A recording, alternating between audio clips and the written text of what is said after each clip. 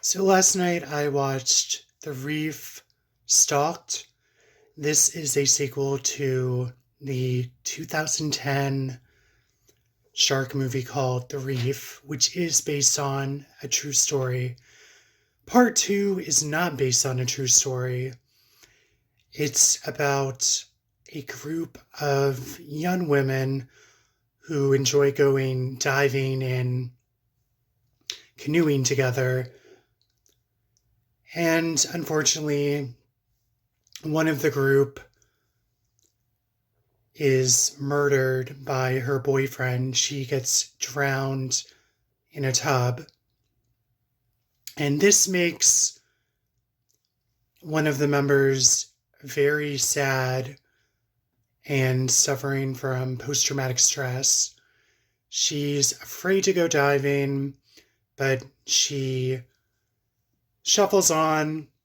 They decide to go canoeing to an island and do some spear fishing and whatnot. And of course, this is when trouble looms in the way of a shark that starts stalking them. Well, I thought it was a pretty average shark movie. I wasn't expecting a lot due to it being a sequel. I was a fan of the director's other movies, Blackwater Abyss, and of course, The Reef from 2010.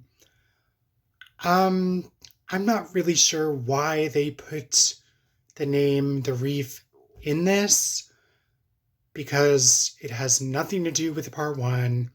It's a brand new story, brand new characters. It's not even based on a true story. So it kind of feels like they just did it to cash in on part one a bit. Um, I thought the movie was okay. It was pretty average. You had four young women paddling in their canoe in the ocean, trying to get back and forth to a nearby island where they run into a mother and her two young daughters with the threat of the shark in the water. So it's part of it is also trying to get off of the island to go for help.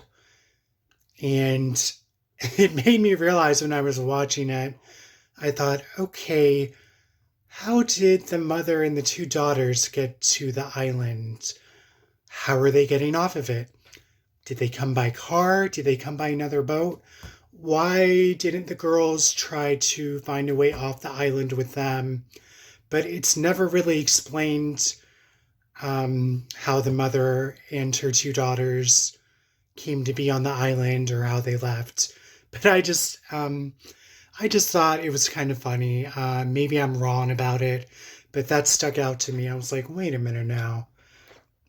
But mostly the shark attacks, um, they use what looks like stock footage of a shark and some special effects during the attack sequences. Lots of blood splashing and bubbles and whatnot.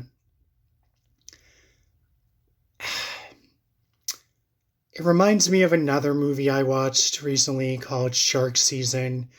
It has pretty much the same plot as this movie.